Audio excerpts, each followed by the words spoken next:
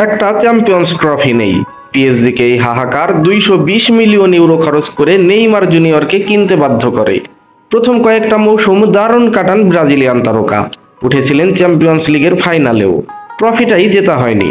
চোটপ্রবণ Neymar অধিকাংশ সময় মাঠের বাইরে থাকায় এরপর আর সেরাটা দিতে পারেননি। বার্সেলোনা থেকে গিয়ে পিএসজিতে প্রথম 2 মৌসুমে 20টির বেশি গোল করেন এমবাপ্পে, কিন্তু এরপর সেটা পড়তির দিকে চলে যায়। পরের 4 মৌসুমের প্রত্যেকটিতেই গোল 20টির কম। নেইমারও বেশিরভাগ সময় চোটে থাকতেন। ব্যাপারটিতে বিরক্ত হন পিএসজি সমর্থকরা। এক সময় বিরক্তির রূপ ধারণ করে ভয়াবহ। নেইমারের বাড়ির সামনে গিয়ে আজে বাজে কথা বলতেন অনেকে। 2021 সালে বার্সেলোনা ছেড়ে নেইমারের সঙ্গী হন লিওনেল মেসি। তার সঙ্গেও নেইমারের মতো ঘটনা জুটে।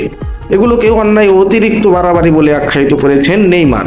আরএমসি স্পোর্টকে তিনি বলেন, প্রথম বছর দারুণ কেটেছিল। ফ্রান্সের মানুষ আর সমর্থকরা দারুণভাবে গ্রহণ করে। শেষের 2-3 বছর ওরকম ছিল না। আমার সঙ্গে যেরকম আচরণ করা হচ্ছিল সেটা ভালো ছিল না। মেসির সঙ্গেও তাই করা হয়। 2023 সালে তিক্ত অভিজ্ঞতা সঙ্গী করে পিএসজি ছেড়ে আল হেলালে যোগ দেন নেইমার। তবে সাবেক ক্লাবের প্রতি তার কোনো ক্ষোভ নেই। নেইমার বলেন, তারা আমার বাড়ির সামনে এসে আক্রমণ করতে চাইলো।